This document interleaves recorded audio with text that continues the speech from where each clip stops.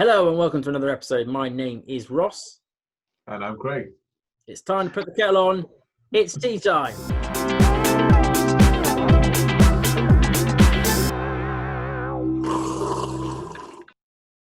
What do we have in today's news? I hear you ask. Well, luckily, I've written it down. That sounds sensible. It's a lot of it this week, so I had to write it down. So, number one, we've got McDonald's. Good old McDonald's have announced plans to introduce electric car charging infrastructure at all of their UK drive-thrus, which I think is pretty cool, but it's also a little weird to think about going to McDonald's to charge your car. Like, it's not the sort of place I'd go if I wanted to do that. But anyway, but if they manage to sell more burgers because of it, then I guess fair play to them, really. They're working with Instavolt, which, so I have an electric car, so I know my chargers, and Instavolt is, in my opinion, the best one. They're already doing, they've already got a relationship with Starbucks and KFC, but I like them because they're just much easier. All the other ones require you to have an account which you top up money with, or you need to have an app specifically to use the charger, something like Ecotricity, which is in all the motorways. Whereas with Instavolt, it's just, wave your magic wand credit card thing, and you go. So there's nothing else to it. So it's definitely one of the best ones. So I'm quite pleased that they've chosen that one at the very least.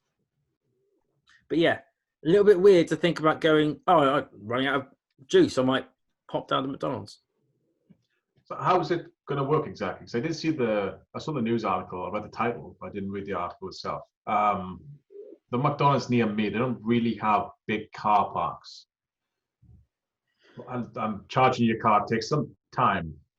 Well, it does say exclusively for drive-thrus. Oh, which that's like minutes. Can't just be the actual drive-through bay. That would be ridiculous. So it doesn't actually specify.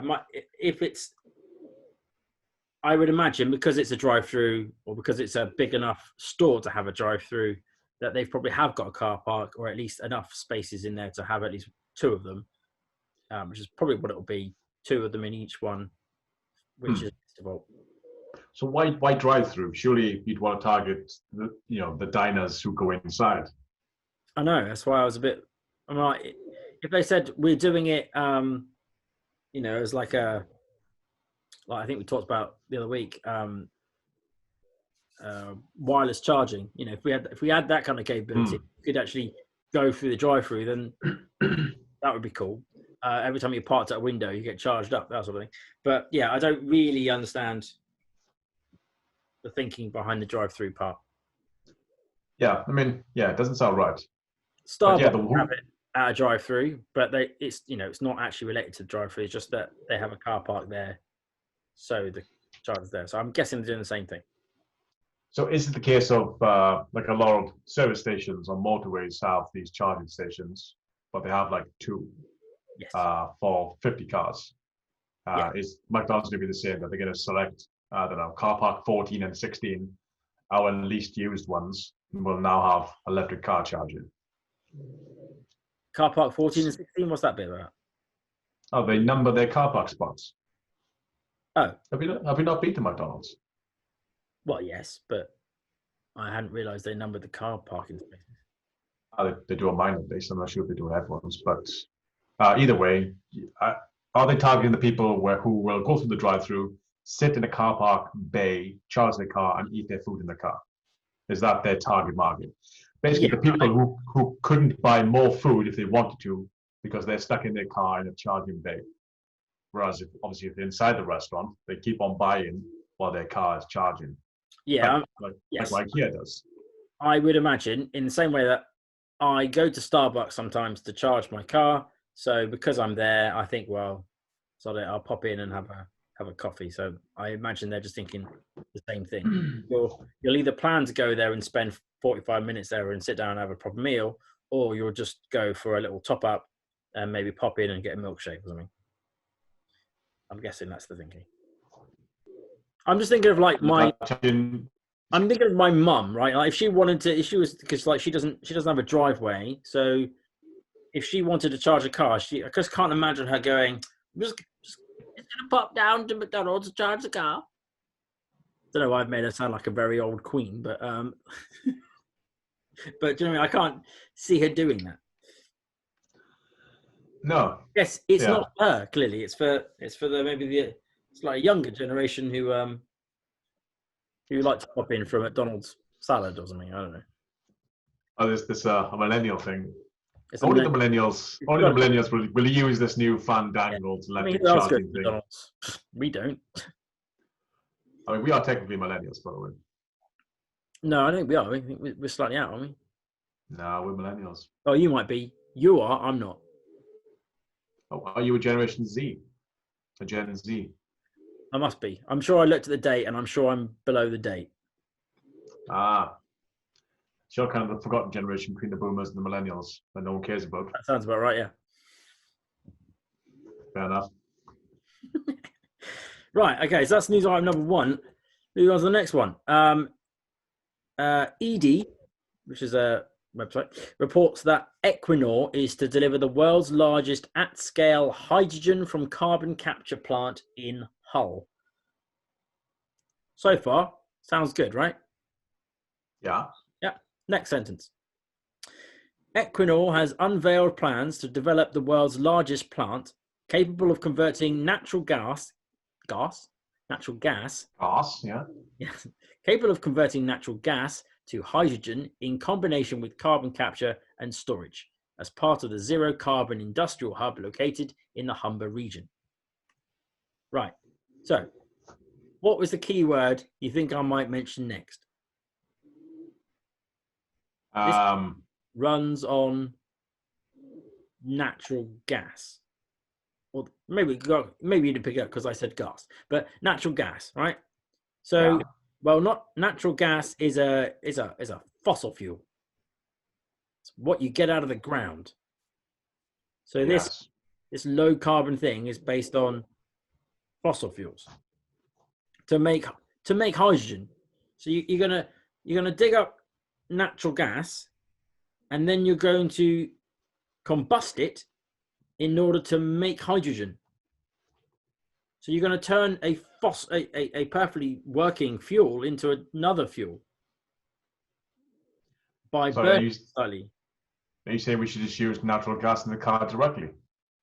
I'm saying if you're going to dig it out of the ground, you might as well just use it as it is. What's the point in converting it? Good point. I mean, as far as I know, natural gas is also one of the most eco-friendly fossil fuels. Says who? I'm sure I've read that somewhere, but please correct me if I'm wrong. I'm sure I've read someone. Comments below. As far as I understand, you get natural gas and you get oil from the same place. Basically, you dig it up. You've got plants. They've condensed and they've turned themselves into black, liquidy, horrible stuff, and become oil. But around that same area is basically it's largely methane that's in the same sort of place, and you take that out too, and that's natural gas. So that part's confusing. It's making it sound like it's a very, very high eco thingy, and then they're using natural gas. That's my first complaint. We'll carry on. Next quote. The plan will enable industrial sector organizations located in the park, which from what I understand is next to it, to switch to hydrogen to reduce emissions. A power plant located in the chemicals park will also move to a 30% hydrogen to natural gas blend of source power. Emissions from the park are expected to be reduced by around 90,000 tons of CO2 annually. This is a new park.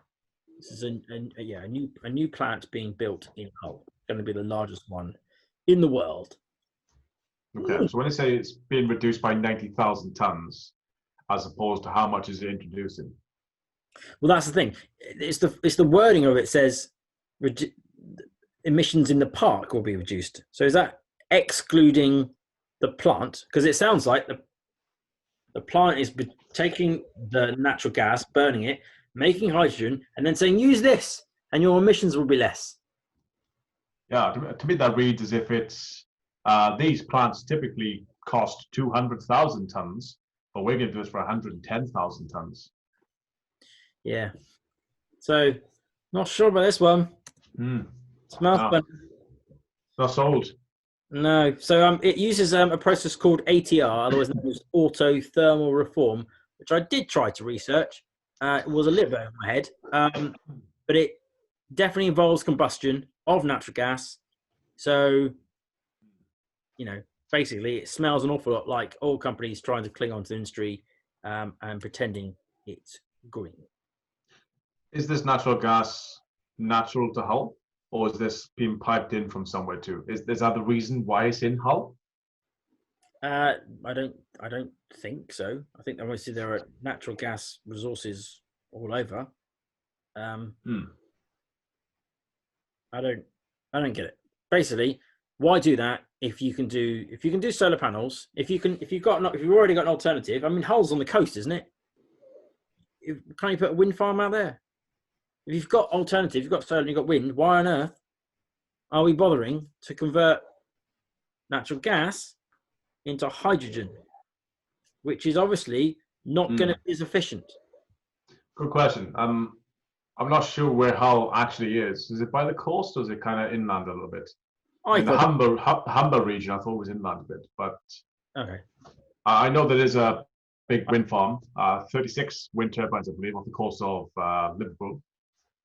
And apparently, one turn of one of the turbines powers a single house in Liverpool for the entire day. Right. So it sounds pretty cool and efficient, but the more houses you get, more wind farms you need. So I did a quick Google. Hull is definitely The Hull. The Humber is the river. Humber is an inlet, if you like.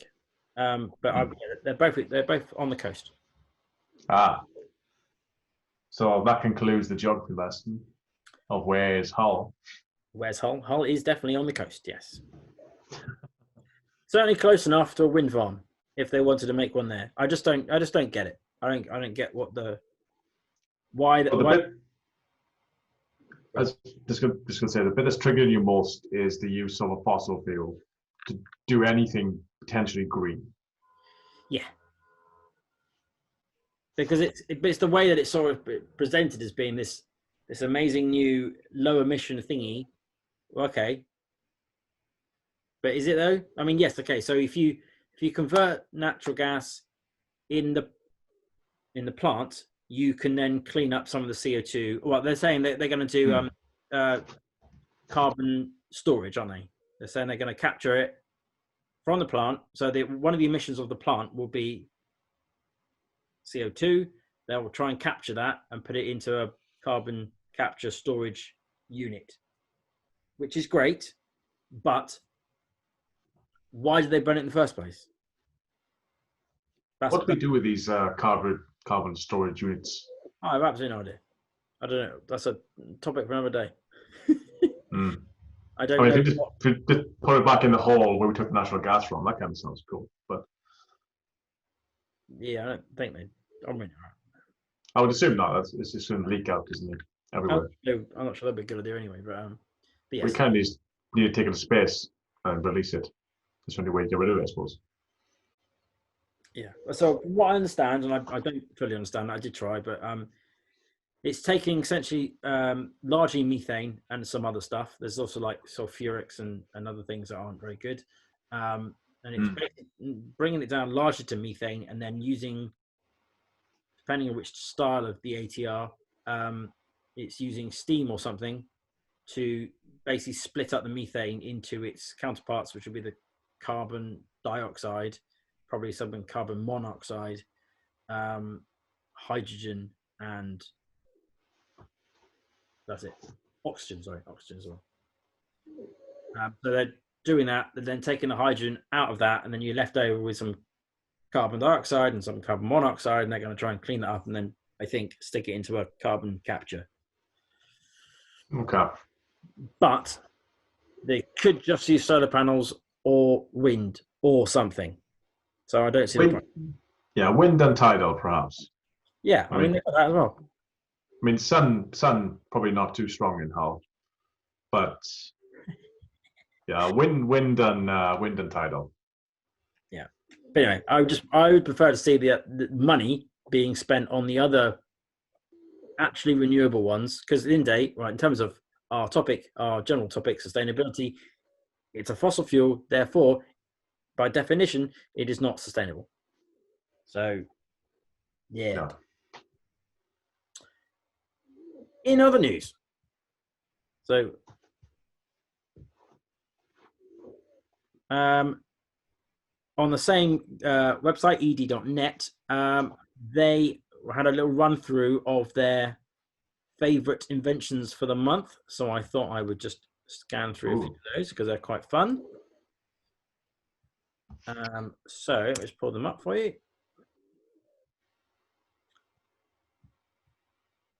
So we're including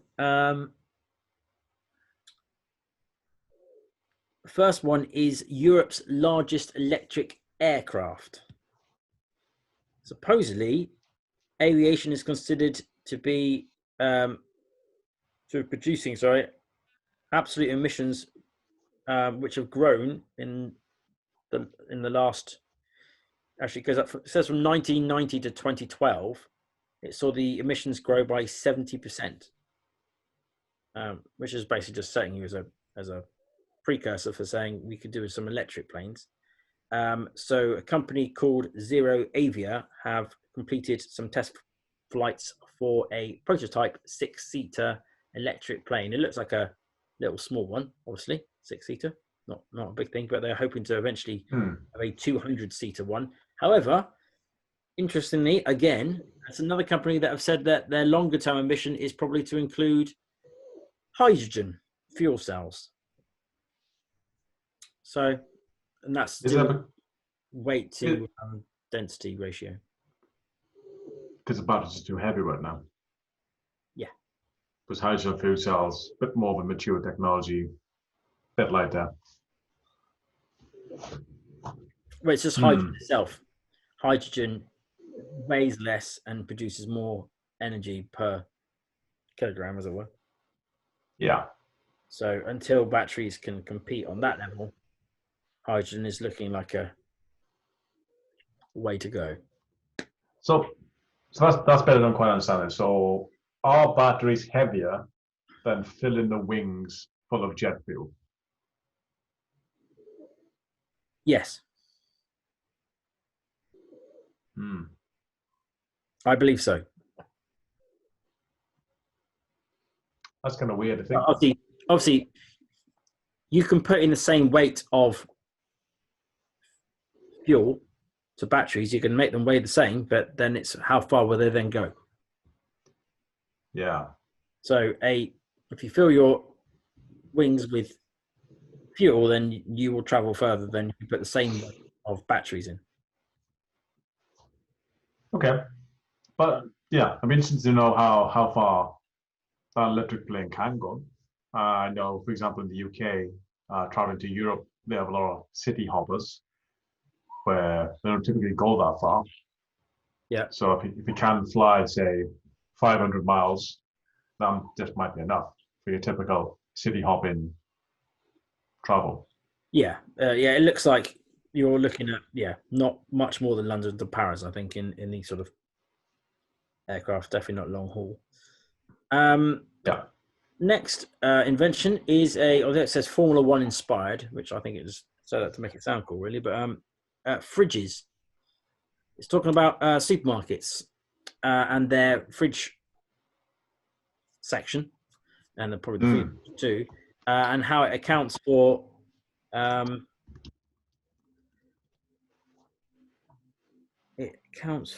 does it say? Can't find it. So I'll just read a bit from the website. So supermarkets account for around 3% of the UK's total energy use, largely due to the use of transport, lighting, and cooling.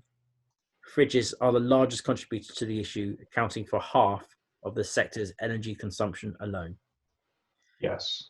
So basically, a company called Air4 Energy has invented some sort of vortex technology.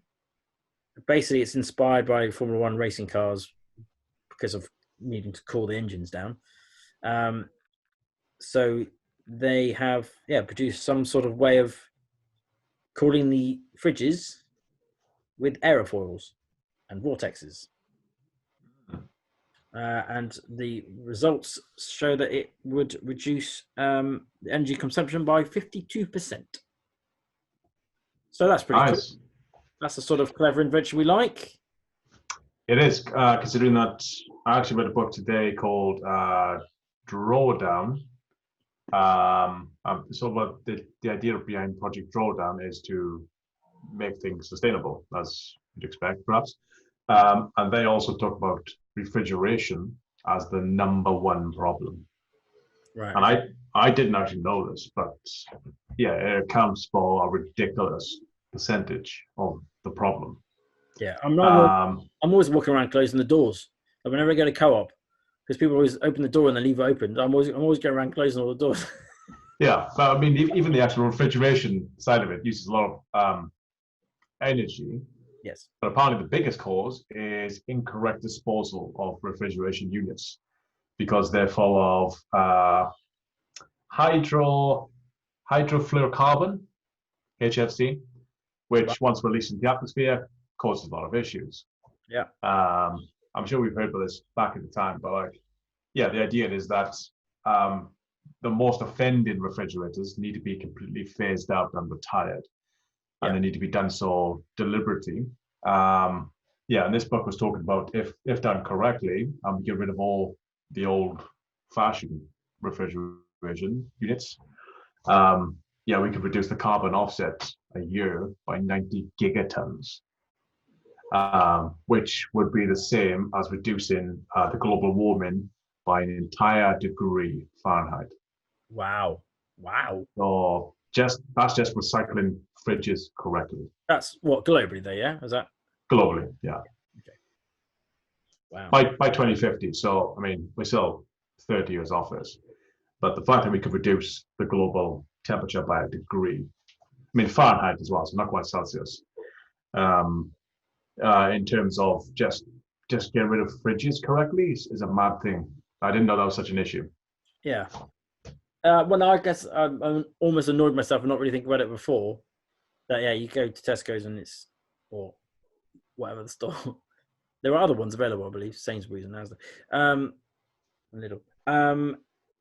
Yeah, just all that power that must be used for that, and if you can come up with a way of just reducing that by, well, like in this case, 52%, that would make that much difference, and that's pretty cool. So that's probably my favorite news item that I've read, because it feels like it's one of those things that doesn't require anyone to change anything, as in like it doesn't require a consumer to suddenly have a different behavior. Like we don't suddenly need to get on 8-seater aircraft or 6 of them to try and get to Australia. It's something that we just walk into a shop and it's just changed and everything's reduced and that's it, job done. We didn't have to do a thing. So like that. Yeah, that's good. Next one is to do with electric ships. Ooh.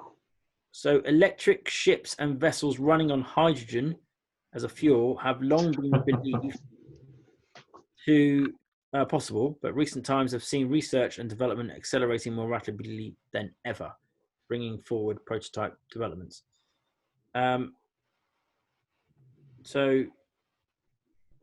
Electric ferries and the like are starting to come off as well by a company called Ørsted.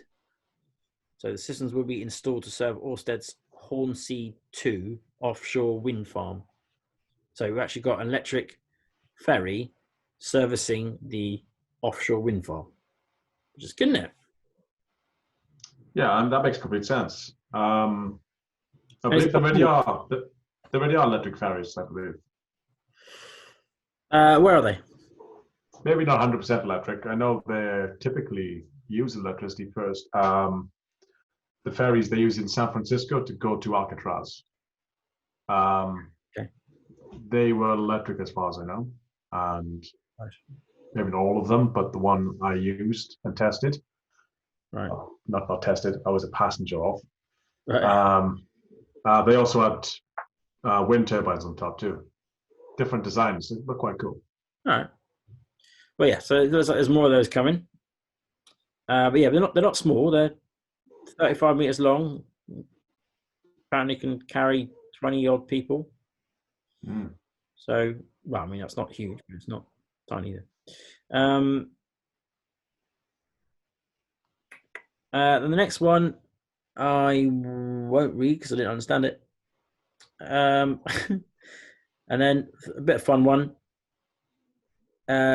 Carbon capture and storage is considered a key component of the transition by many, including the UK's own Committee on Climate Change. But as trials of man-made carbon capture arrays begin and scale up, companies are trying to figure out basically how to use that carbon once they've captured it. One potential solution comes from a Brooklyn-based startup called Airco, who recently shortlisted for the Carbon X Prize. The firm has developed a system in which CO2 is liquefied in a hydroelectric powered facility and then converted to ethanol. A reaction carried out with the addition of hydrogen also produces water. Can you guess what these two liquids joined together and distilled might make? What, ethanol and Water. water? Yeah. Can you guess what they're trying to make or what they are making based on those two clues? Fuel, I would assume, but Vodka. oh really? Yeah. We are going to drink our way out of this problem because that's the British way. Why vodka though? You can make any alcohol with ethanol and water. I guess they started with vodka because it would be the easiest. I guess I don't know, but yeah, they are making vodka out of CO2 basically. Okay. There you go. I stopped drinking vodka. Clearly, if I want to be sustainable, now I need to go back. So stop drinking wine because it has to be ferried in from another country. Now you have to drink vodka. Is that why Russia doesn't have an issue with global warming? Yeah. Well, because they're too drunk. They just seem to be unaffected by any of this type of stuff. Well, who knows what goes on in Russia? We certainly don't. Right, so that's basically all the interesting stuff on that one. So next news item. How many you got, by the way? I don't know, loads. Mm. I didn't probably read this one, so if you're, I'll pull it out for anyone who's watching this on the video. But just as a headline, I thought it was very pretty cool. Comic Relief founder launches a campaign to shift 3 trillion of pension assets into sustainable investments. And the quote, nice. Our pensions are powerful and we must use that power to build a better world. So the campaign is called Make My Money Matter. I won't read any more because I haven't read any more before. But just on that alone, I just thought that was cool. Okay, so 3 trillion. 3 trillion. Yeah. So well, that's just the UK.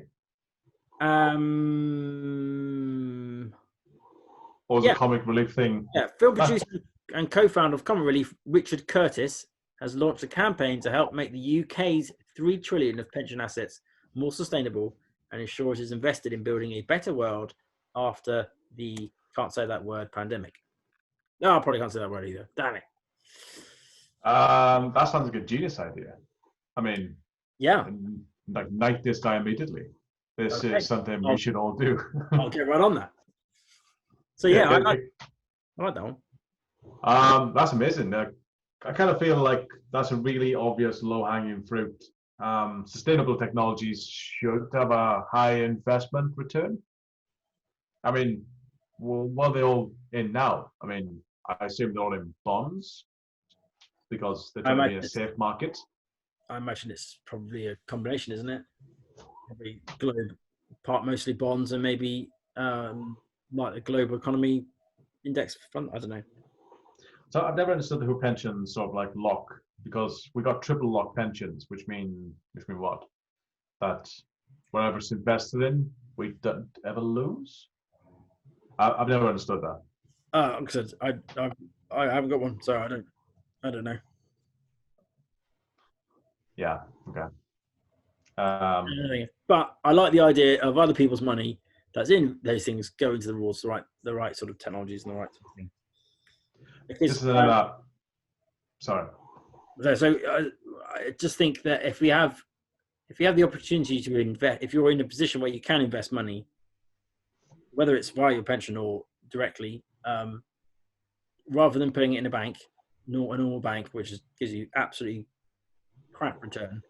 I mean, it makes sense to invest it in the world that you want to see, because that's how we can. That's effectively how we can vote. If you see what I mean, we can put money where we want it to be, rather than putting it just in a bank.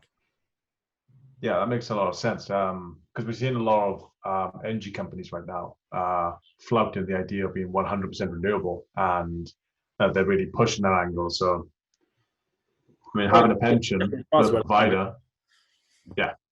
I mean, certainly at the moment, it's it's Boris's big thing at the minute. So the last one is that the UK allows e-scooters to roam free. So as we were saying, there's seemingly a very big push by the UK government to avoid more years of austerity and fight its way back after the shutdown by really pushing green tech and that sort of sustainable stuff. So they've announced the beginnings of 12-month trials, and one of them is legalizing e-scooters, but only rentals, privately owned ones, will still be excluded. You still can't ride those on the road. So obviously, naturally, this has created certain groups, such as those representing the disabled and the blind, to make their announcements, and people have cited concerns that the scooters will be left on the floor as a tripping hazard or blocking pavement access, or even being used by drunk people. Although the new law does stipulate that you need a driving license to use one of these things, so presumably using it drunk would have similar consequences to driving a car. I don't know that, but I would presume so.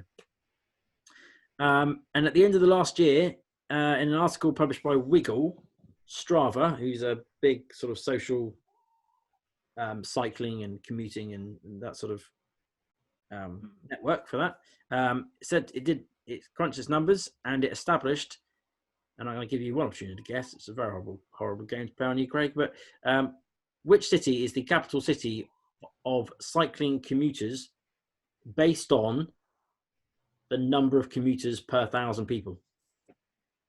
Bristol. Amazing. How did you get that? Did you know that, Eddie? I didn't know it, but I know Bristol Council have been pushing cycling in the city centre for some time. So, well, I would have been devastated if they had made no headway. Well, I thought it might be interesting to know that Cardiff, 5th. Yeah, makes sense. They're trying. They're trying. So, yeah, sure enough, Bristol City will be one of the first to publish the availability of e-scooters, as they're already doing some deal with LA company called Bird.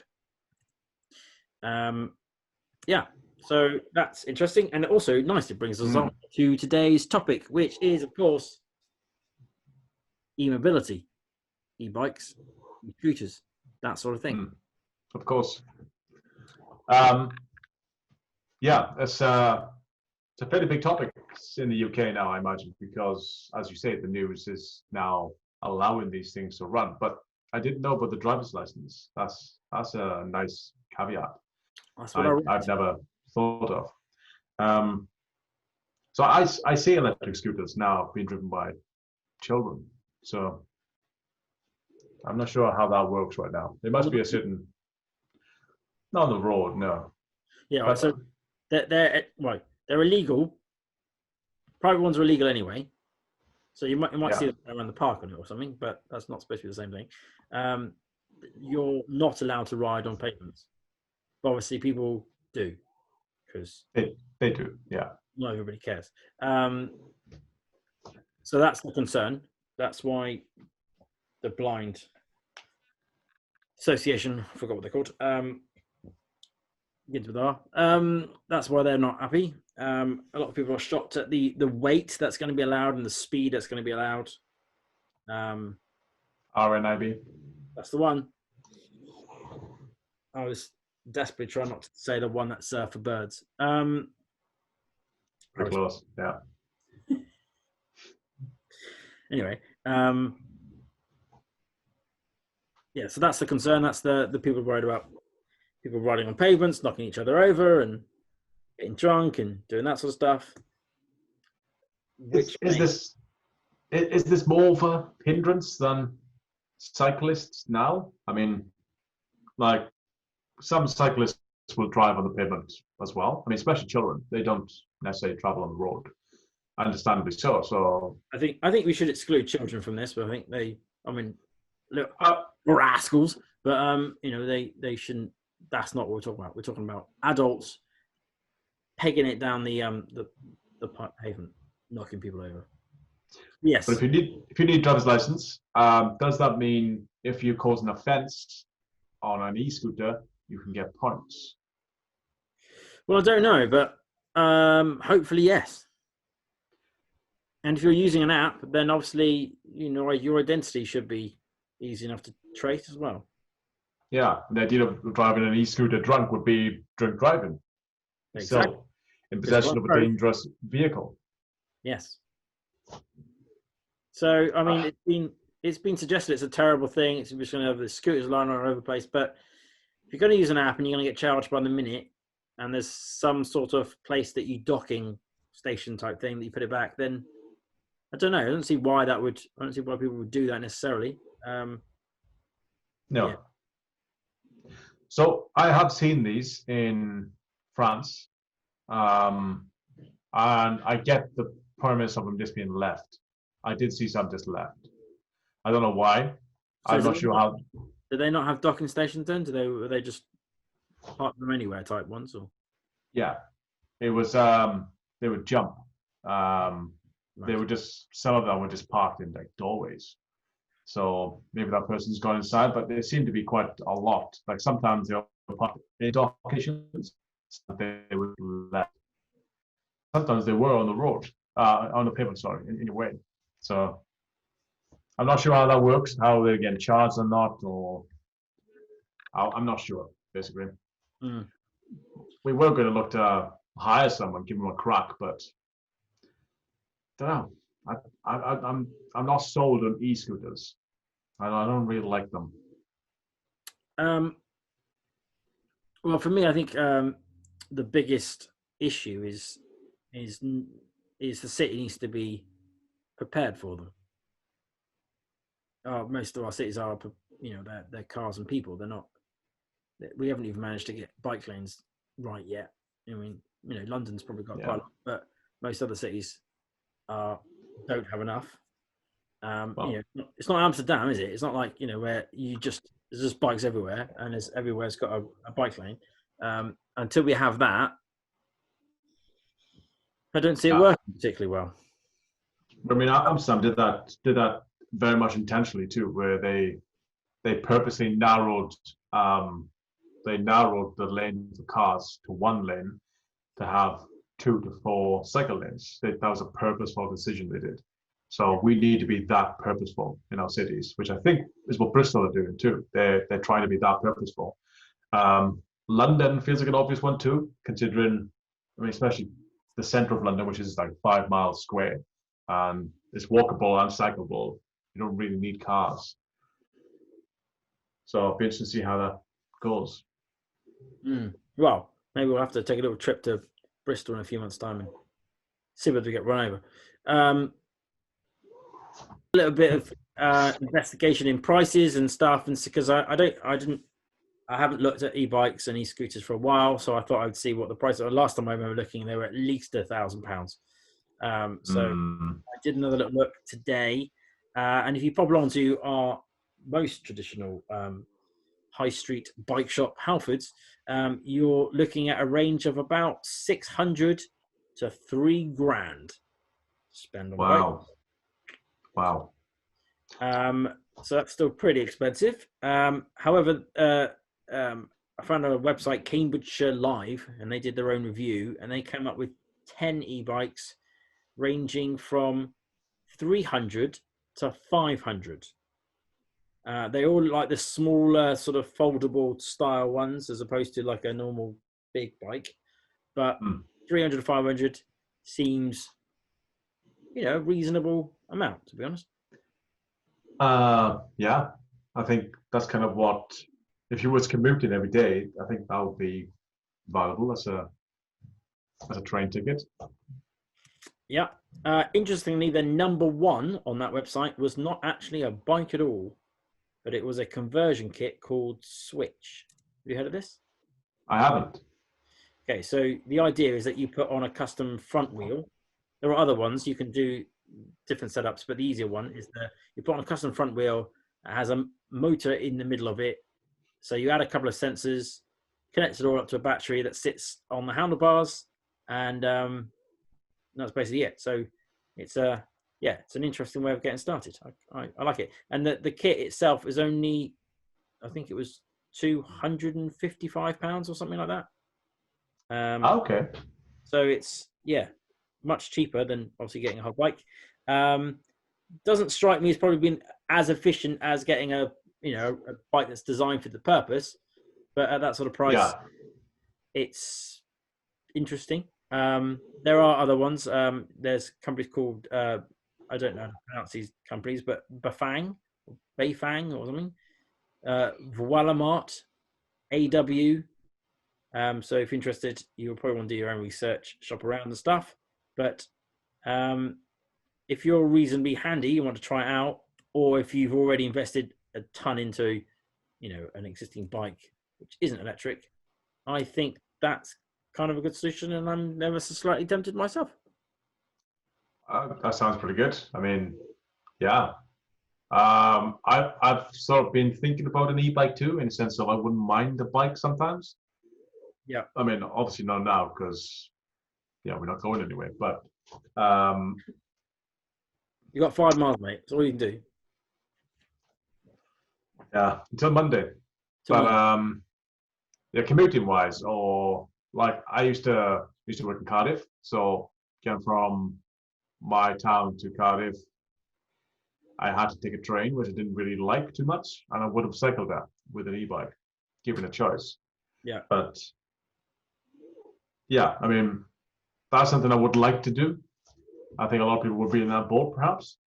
The 255 kit is a nice entry.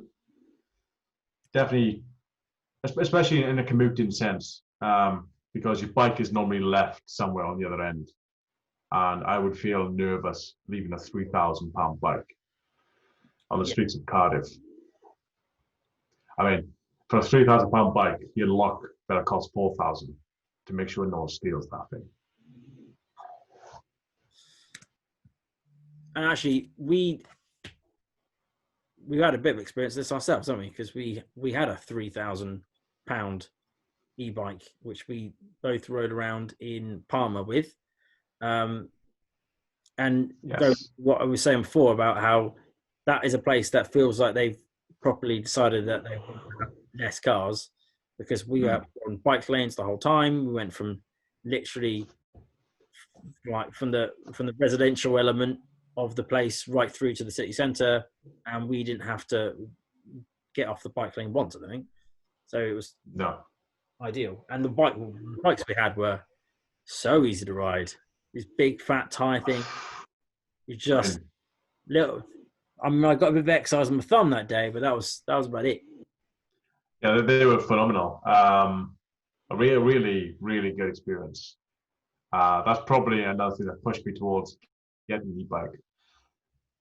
Just a sheer cost, I think that's kind of probably off. But yeah, and a place like Palma in Mallorca was ready for that. It was good. And they're powerful too. We did a test actually while we were there. And we basically found it's like the steepest hill that we could find, and I cranked it up to like level 9, I think it was, Yeah. and like I wouldn't be I couldn't ride up it without the power because it was so steep, but it just flew up. It was amazing, which really useful around here because it's got quite a lot of hills, but. Yeah, that place was pretty flat. Generally speaking, that was just that one place that was really hilly, but it was so easy to ride. I mean, I guess that's supposed to be the difference for the scooters versus the bike is that the scooters literally no effort whatsoever. You don't even have to swing your legs around in circles. I mean, you don't have to with the bike, but a lot of them work by the fact that you're pedaling, and then they give you some assistance with Yes. you literally just stand on it and press a button. But that gave it a certain degree of longevity, which I think was important, that we could go from one side of the island to the other and back again. And if we did run juice, you just got to pedal. So I think that's quite.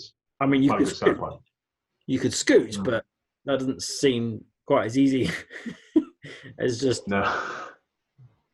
because you can just turn it down a little bit so that if you're running out of battery.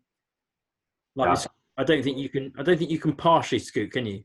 You're either scooting with your foot or you're pressing the button on the scooter. I don't think you can do a bit of both, can you really? Anyway. I would assume not, no. But it was that particular bike was 1 to 9. I assume 10% to 90% power help. So down to 10%. So you're taking 10% of the strain off. I mean, that's probably good enough. And I don't remember the mileage. Was it 45 miles? Sounds familiar. I don't know why, but something of that caliber to get that would get me to Cardiff and back, which would be amazing. Yeah, and without breaking a sweat, probably. If you are interested in watching that, we'll put a link in the description below. But that was it was good fun. We had a lot of fun doing that. That was a very fun time. So I'm continuing to try and find actual real things that you can buy in the electric scooter land. In an article published by Wired, they recommended, and I can't pronounce this one either, but it's called, I think it's Xamos, or Xiaomi, however you pronounce that. Jamo, Ixiamo, I don't know. The M365 Pro is £570. It has a range of 27 miles and a charge time of 5 hours. For longer commutes, they recommend the 9-bot Max G30, which is a range of 40 miles and a charge time of 6 hours, but it costs a bit more at $719. That seems reasonable. I mean, compared to, we were even a year ago, I'm sure they were over 1,000. So yeah, not bad. I mean, for me personally, I don't think it's much of a debate. I would definitely go with an e-bike, just because I could use it as a bike. So it feels like I can go longer and go further. I'd feel much safer on the road on a bike than I would on a scooter. But maybe if I was business executive and I was in the middle of London and I wanted to not perspire in any way whatsoever, maybe I'd use a scooter in that situation. But is that your criteria? Well, I can't. It's the only criteria where I think it's better than a bike, because you do get a little bit sweaty riding a bike, no matter what. Whereas a scooter is literally being carried.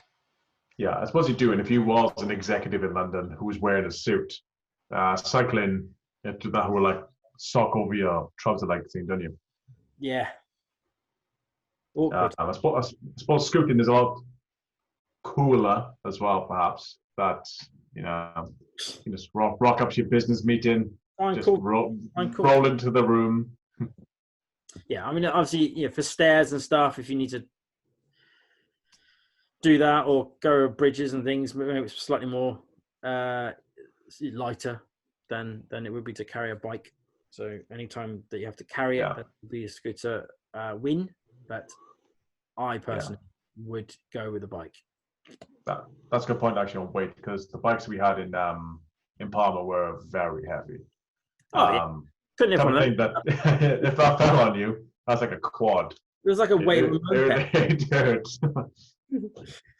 Yeah, it was. But I was gonna say, I imagine these scooters are also heavy, but not as yeah, heavy. there's a couple of comments saying you can't carry it for very long, type thing. But It's like 5 months lift type deal. yeah, I'm not convinced by e-scooters still. I don't think I would ever buy one. I may allow my kids to have one, perhaps, but that's probably the first I'd ever go. I would never see myself getting a scooter as a serious thing. right. So I'm interested to know reasons why people may do that, because maybe I'm just missing the entire use case here, and Maybe just too old, mate. maybe that's we discussed. I'm a millennial. You're Gen Z. Yeah, I think so. Anyway, don't make me Yeah. do that as well. But I'm missing the reasons. So if anyone does have reasons why I'm stupid, Why is a scooter? please let me know. Why is it? So the only reason we can think of is if you wear a suit and you don't want to sweat, cost and mileage. That's probably it. Cost is similar, though, isn't it? But I don't get that. How is it similar? That's like there's a massive divide in technology there. Like one's got a seat. Yes, it does. Yes, I see your point. Well, I mean, one's got much bigger wheels. Yeah. I mean, it's just in terms of first principles, how much metal is and rubber is in it. Then yes, a scooter has less, so it should be cheaper. But yeah, I guess the technology is a bit newer for e-scooters than it's for e-bikes. It feels hip and cool. It's a hip and cool thing to do. So what you're saying, it's because it's hip and cool, it's overpriced. Yes. Like the hoverboards. Remember the hoverboard phase we had a couple of years back? Yes. They were basically scooters without handlebars. And like that took off, and that was a must buy at Christmas, and then they started catching fire and they were banned. So it kind of feels we're one of them again. Where So I watched this. Scooters. I watched this guy on YouTube do. He had I think it was like a 5 kilometer commute, and each day he used a different method of getting there. So the first day he used his own bike, his own personal bike, and then the next day he got a rental e-bike, and the day after that he got a rental scooter, and the day after that he got was it another rental, but it was a much more powerful e-bike. So it went from like a 300 watt to a 1,000 watt one. Oh, and he also used an electric skateboard. And basically his conclusion was, I mean, I felt it was a little bit biased because his bike was the only one where he could basically go straight away. He didn't have to go anywhere in order to get it, and he was timing it. So the bike did surprisingly well, even though he has to pedal himself, against the e-bike, because he didn't include the time of going to. Sorry, he included in the time to go and get the e-bike, which I guess is fair. But the other thing was weird was like he counted how much it gave a score for sweating, and he gave his own bike. He gave his own bike a lower score for sweating than he did the hired e-bike. I couldn't quite work that one out, because having done an e-bike myself, I didn't, for the number of miles we did, I didn't sweat at all compared to what I would have done if I did it on a normal bike. Anyway. Yeah, I mean, I was seriously unfit as well when we did that. I probably couldn't have done that on a normal bike. And it was warm too. And yeah, I don't remember sweating that much.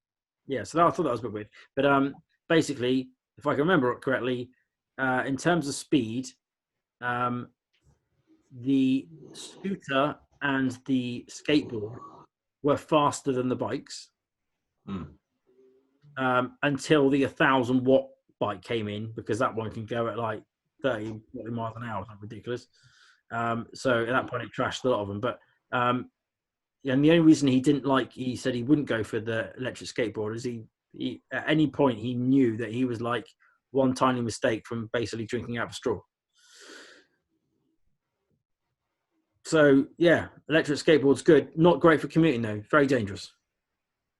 Yeah, valid reason. I assume he's wearing a helmet. I mean, you couldn't tell because it was a head cam, but I presume so.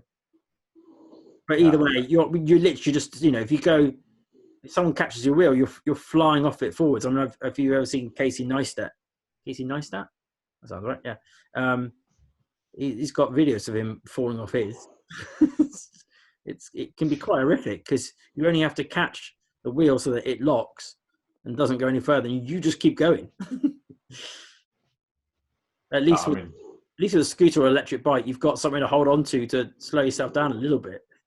But with a skateboard, you're just gone. But even the scooter, I mean, you hit a stone, you turn the handlebars too sharp, you just hit the floor. Yeah, well, I don't know. I kind of feel there's the bike. The bike is the perfect vehicle. Well, yeah, but with the scooter and the skateboard, you can jump off before you hit something. You can't do that with a bike. You can't get your legs over the bar quick enough to get off the bike. Whereas a scooter or a skateboard, you could just go no and jump off.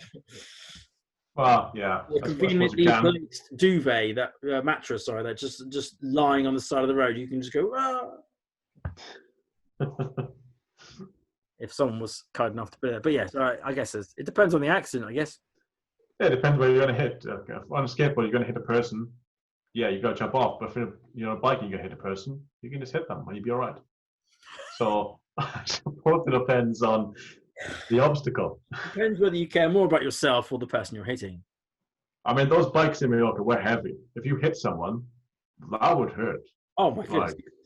I don't think the bike wouldn't stop. It would just mow someone down. Well, if you remember, we scared a couple of people because we came around the corner and they were going a bit quick, and then they went no, and then nearly off their bikes. They were walking in a bike lane. No, it was a cyclist, but she was right. Yeah, she was fully paying attention. So when we came around the corner, she suddenly went, "Oh my goodness, where shall I go next?" And then she with these electric tanks coming my way. I think that was part. I think they just looked. I mean, like it didn't. It wasn't huge, but they were. I mean, they're wheels as if like they look like. They got you down and leave a print. Yeah, scramblers basically. Like could easily just run over you. Yeah, I think that's so.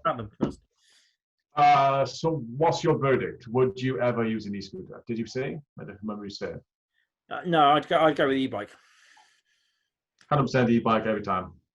Yeah, I mean, maybe like I said, if I was a business exec in London and I had lots of steps to climb up, maybe I'd go with the scooter, be easier. But I think in 99% of cases, I would go with the e-bike because I would use it. I would use it as a bike, and then for me, that means that if I wanted to go for a ride somewhere. And there was just one bit, which was, as always is, one particular hill, which is going to kill you if you try and go up it. And you can use it for that bit, and then you can still have a good amount of exercise. You just don't need to do the bit where you're standing up on the pedals and only going at 1 mile an hour. You can just skip that part and just turn it on for that bit, and then make the rest of the ride enjoyable. So I can understand purists think it's lazy, whatever, but you don't have to use it. You don't have to use the power if you don't want to. No, I mean if you don't use the power, then it is harder than pedaling a normal bike because it's a lot heavier. So I suppose you got that, but the fact that you could choose that, I think, is good. Yeah, you fall off and you've hurt yourself or something, or maybe you're just in a hurry today and you really need to get back quicker. So yeah, but even the fact that you've out a battery and you can still keep going. With a scooter, that kind of seems like. Oh, that'd be a hassle, wouldn't it? I mean, you've run out 2 miles left, like, But it's not as bad as like when I've run out of power in my car. I mean, that's pretty bad because I can't even push the thing home at that point. Just try and find the nearest hill. Well, hope you're on the hill. Turn the car around. If you can even do that, I don't even know if it's possible. But anyway. Well, it does not charge if you go backwards down the hill. I've never tried, to be honest. I've never decided to go freewheel it backwards down a hill. But I mean, if you on a really steep hill, you run out halfway up. It's like, okay, back down I go, then try again. And that's not going to work. If you get into the bottom of the hill, you then go into someone's house and go, "Excuse me, can I plug in, please?" Yeah. Have you got one of those fangled electric cars? Have you? Yeah. Do you mind if I borrow your bed for the day? It's going to take a while. Yeah. You have a 3-pin socket and 10 hours available I can borrow. Yeah. What's for tea?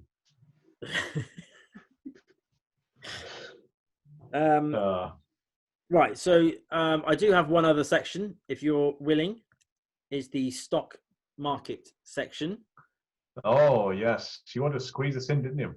I did, if that's all right, because investing in sustainable technologies is a personal interest of mine. So I thought it'd be fun to share the things that I'm looking into with all of you. So although I need to add the disclaimer that this is not investment advice, and if you simply buy stock in these companies because I've mentioned it, then you are an idiot. So don't do it. Bright red. I mean, I feel like I'm not going to add any text. Don't do it. I'm just going to tell you about some stuff that's going on. And if you decide to do your own research, that's great. So first up, actually not a UK company, but there's loads to talk about at the moment because they are joining in the fun battle that you probably don't know anything about between Tesla and Nikola. Know anything about that? I've said it that way, Tesla and Nikola, because if I say Nikola and Tesla, someone who people go, well, Nikola Tesla, yeah, who's that? It's the guy that I have read something. I can't remember. Okay, I'll come back to a bit later. So Tesla and Nikola are building. No, I'll just carry on. Yeah, Tesla and Nikola are building electric trucks. Nikola are also, I think I'm going to say, allegedly building hydrogen trucks on the basis that we've never actually seen one yet. Not that works anyway. But there's a new company called, I don't know how to pronounce it. There's lots of unpronounceable names today. Hyliion, I think it is. I think it's hydrogen and lithium ion joined together. So Hyliion are building an electric powertrain, which they call the Hypertruck Electric Range Extender. Oh, yeah. Catchy name. Yeah. So supposedly this powertrain can run off, and I need to be very careful here, renewable natural gas. Not like the natural gas we talked about earlier on. This is renewable natural gas, otherwise known as RNG. What's the difference? Key important difference is that RNG is not dug out of the ground. Where's it come from? It's basically methane that's produced when you let plants and vegetation rot.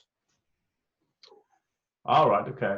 So, like, if you have a compost, it releases methane-based things into the air. It's that stuff.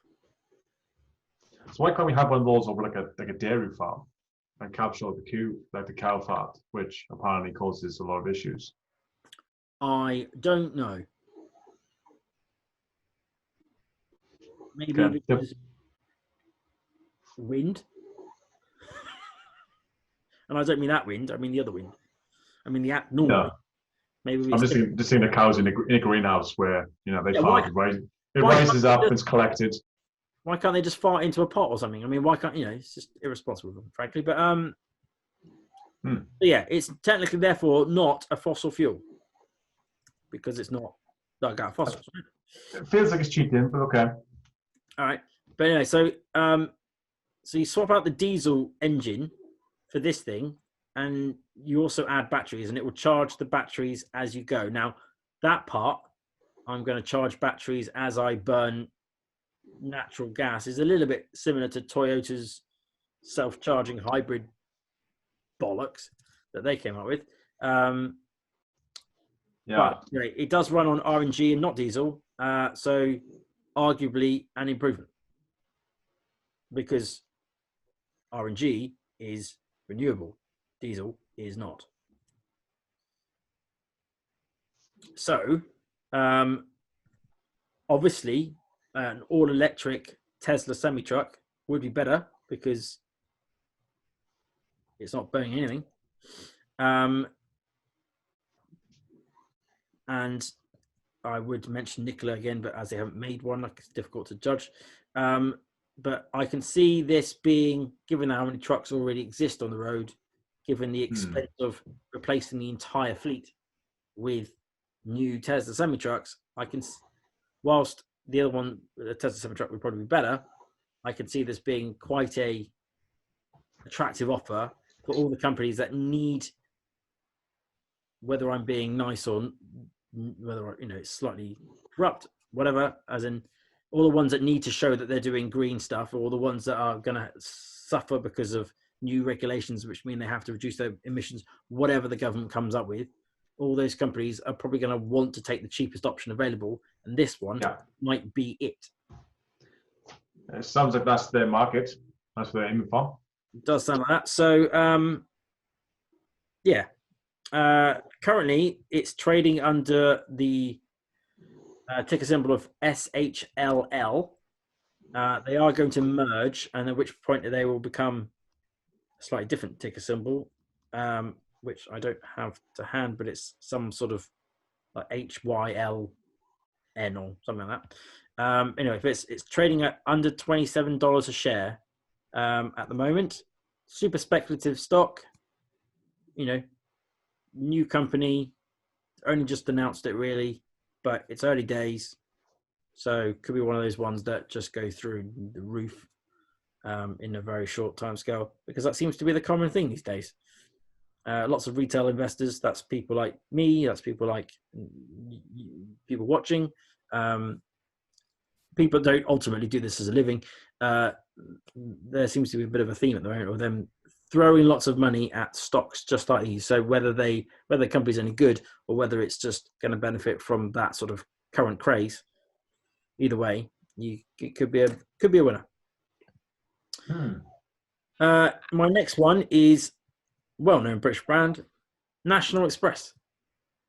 This is a company that has had a healthy balance sheet and has been trading generally upwards very consistently for years. And before the whole global shutdown thing, was trading at 470 pence per share. Now it trades at just 180 pence. So a double from this current position would only bring the share price to the same levels that they were achieving back in 2017. And that's a double. So, we're not far off a triple potentially to get back to where they were.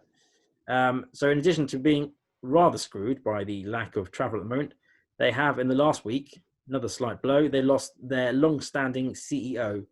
And he has also recently sold some of his shares.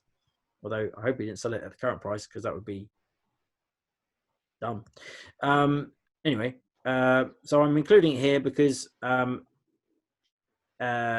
in March this year, just gone, National Express announced with a picture that I think they just bought a new coach, and that was the last diesel coach that they were ever going to buy, and that they're going to start bringing their new fleet in by next year, and that they had goals to make them zero emission by 2025 or 2030 or something like that. So obviously we have a new CEO now, so there is a potential threat to that. Maybe he might not follow the same thing. If he does, he has my support, and if he doesn't, I shall, because other disclaimer, I am invested in all of the ones I'm mentioning at the moment. I have small things in all of them, but I would, if it turns out that they weren't going to stick with that, I would pull my money out, because that is the point of this. That's why I'm telling you is these are the companies I think are doing the right thing, so I'm putting my money where my mouth is, as it were. Yeah, that's a good argument, and to basically congratulate them for doing this. And Yeah, Yeah, hypothetically, you're helping them reach that goal. that's the idea. Cool. And then finally, another very speculative stock, because we keep talking about hydrogen. In my research, kept discovering it. So, ITM Power. I think last week we talked about, maybe the week before, we talked about electrolysis. Yeah.